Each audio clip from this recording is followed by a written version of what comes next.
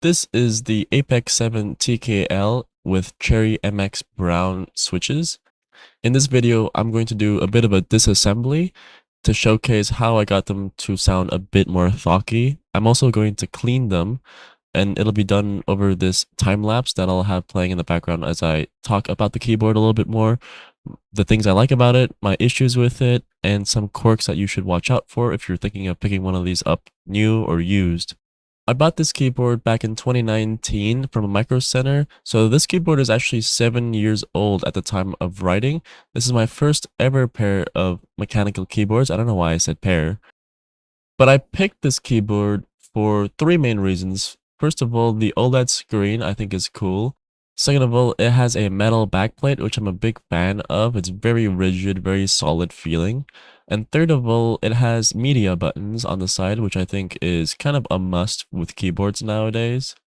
I like 10 keyless keyboards because I'd rather have my own separate number pad off to the side on the other side, and it gives me more room for my mouse, especially when I'm gaming. I think if I were to get a keyboard now, I would actually get a 70% or an 80%. I also like the typing, the typology, the font, I guess you could call it, of the stock keycaps. They look very nice without looking too stylized or too wonky. You can see in this video though that I switched out the stock keycaps for my own custom set of keycaps. And that's because after about 5-ish years, the actual the footing on the stock keycaps started cracking and breaking off. I think it was due to me moving. I kind of crushed the keyboard and it broke off some of the um, stems. So a few of them broke and it was okay, but more and more started breaking, and then I eventually ended up just buying a full new set of keycaps, which is how I got these gray kanji keycaps that kind of blend in well with the gray on gray of the Steelseries backplate, and also includes a few accents that I think look really cool, the red and the bright orange and blue. There's a ton of apps for the OLED screen that you could use. They all do different things and they're really cool. You could also upload your own GIF. I found the most practical and the most useful thing is being able to see the CPU and GPU usage and temperature, RAM usage. However, they removed that feature in 2023 from SteelSeries GG. So if you actually want to use that feature, you have to download it or download an older version of SteelSeries GG from somewhere online, and it's kind of hard to track down. I think I'll try and upload it to Google Drive or somewhere and attach it to the description of this YouTube video. As far as I remember, they removed it because of some sort of security vulnerability. Anyways, check out how dirty this keyboard is. There's so much gunk and hair and stuff in between these keycaps. Right now, I'm going to disassemble the keyboard. There's 15 screws on the back plate of this keyboard, and once you unscrew all of them, you can use a pry tool or some sort of like a card to separate the plate from the back, and you could open it. Now, be careful when you open it because there are a couple of ribbon cables, one by the USB-C or USB port, and two by the media control buttons and the OLED screen, and you don't want to tear it. So you want to lift it from the bottom up and make sure you don't pull too hard on the ribbon cables or else they will break. Now, while I like how easy it is to take this keyboard apart, keep in mind the switches are actually soldered on the board itself. So they're not hot swappable. You can't actually swap the switches out for something else unless you desolder everything, separate it, and then drop a new pair of switches on. Now here you could see the mods I've done inside. That includes packing it with foam, and I added about 6 or 7 layers of masking tape to the bottom board. Here, a common breaking point with this keyboard is the media buttons. Sometimes when you roll the volume knob or you press the button, it doesn't work, so you can sort of try and alleviate it by cleaning that metal ribbon. That's the actual sensor that can detect how the volume goes up and down. You can actually clean that, clean the actual spoke itself, and sometimes that'll fix it. Otherwise, you can also try nudging it a little bit or like tapping it a little bit and maybe it'll work. You can do it while it's plugged in. As long as you don't try and like short circuit anything, it'll be okay. Just make sure to clean everything before you put it back together. Because if there's any hair or dust on that metal ribbon sensor thing, it'll completely mess up the volume knob temporarily, at least until you clean it. The actual foam I used to pack this with is a very lightweight, like, sponge, just a normal sponge foam. I just chopped it up into a ton of little pieces and packed it in. If you want a better sound that's a little bit thick, like thockier and deeper, I recommend something quite a bit thicker and heavier. Something like a old mouse pad actually would be perfect. Just cut it up into little pieces, make sure it fits in all around the ribbing and the little obstacles that you see on the bottom half of the case. Now the case is very compact, so there isn't a lot of space to actually fill with foam.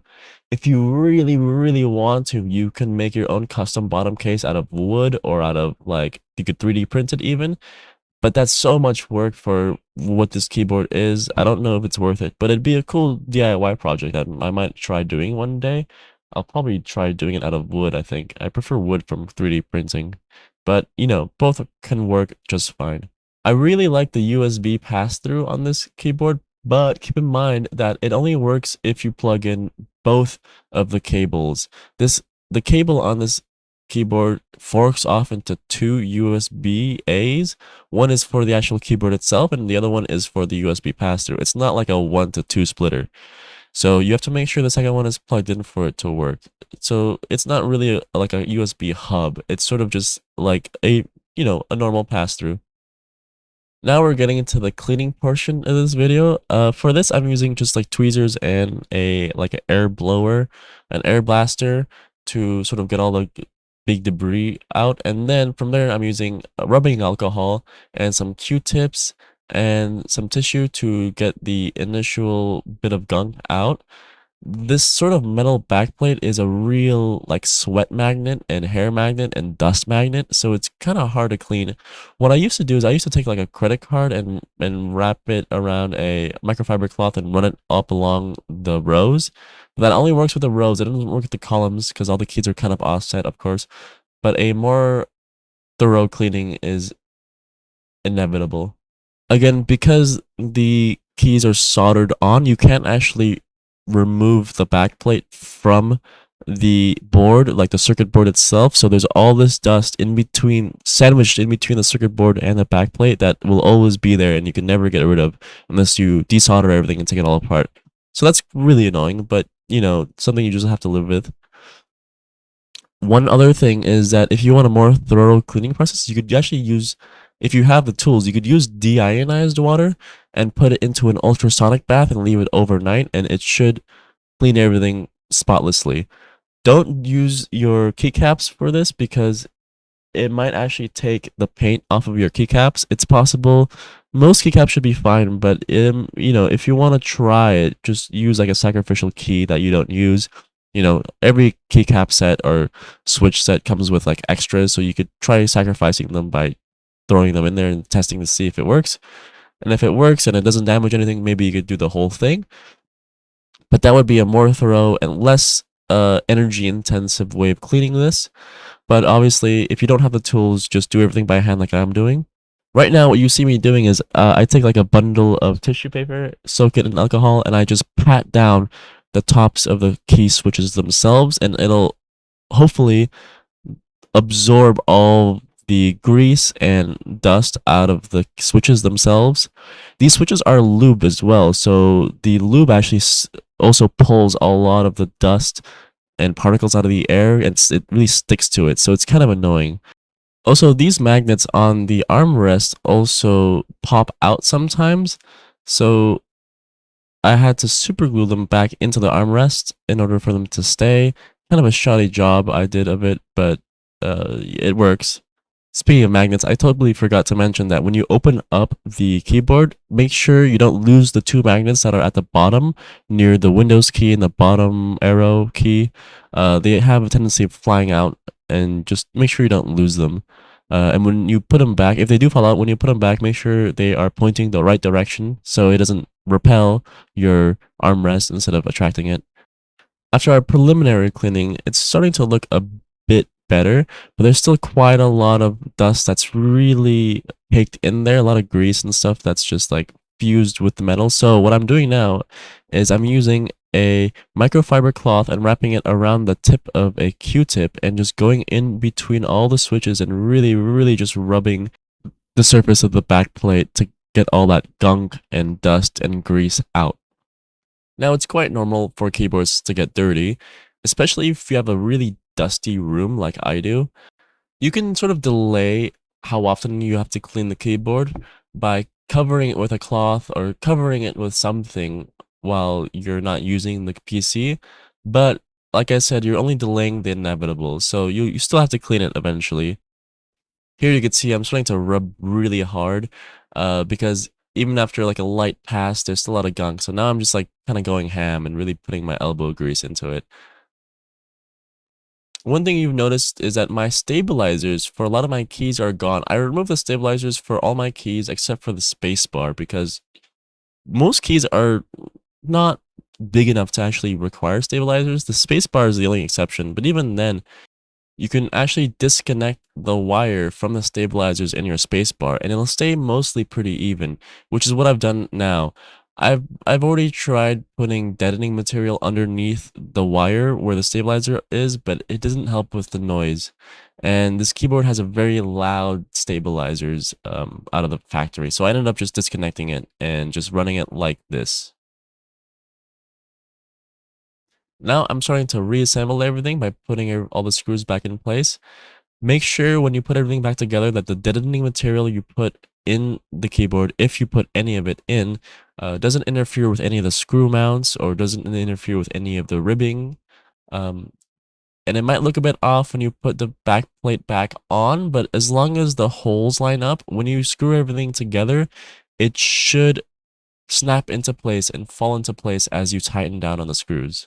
Just make sure everything is lined up first.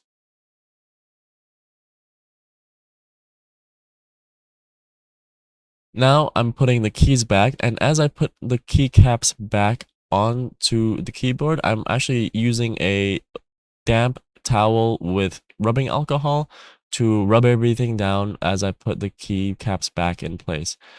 Now, these aren't the stock keycaps. As I mentioned before, this is an aftermarket set of keycaps. I'll try to put a link to them below. In person, they look a lot closer together, but in the video, the backplate looks like it has a little bit of a reddish tint, while the keycaps look like they have like a greenish bluish tint. But in person, you don't really notice it, and I think the RGB hides that as well. But I like the gray on gray aesthetic with a few accents. I think that looks really cool. A word of advice, if you're shopping for aftermarket keycaps, keep in mind the stock keycaps that come with this keyboard are OEM profile. Now, this keycap set is cherry profile and they work just fine. However, for a handful of keys, like for 4 or 5 keys, I actually had to carve out a bit of the top of the keycap, as you see here, because they would actually interfere with the little RGB light that is on top of each key switch. So keep that in mind. It's not unique to any specific keyboard profile, but certain switches can have that issue. You just have to test it out. I'm just happy that it was only for like 3 or 4 keys and not the whole set, because that would be such a pain to go in with like a knife and scrape all that stuff out. Now, as I'm putting back the last few keys of this keyboard, I just want to ask if anyone has any cool tips or techniques they want to share when it comes to keyboard cleaning, please let me know in the comments below. Thank you guys for watching.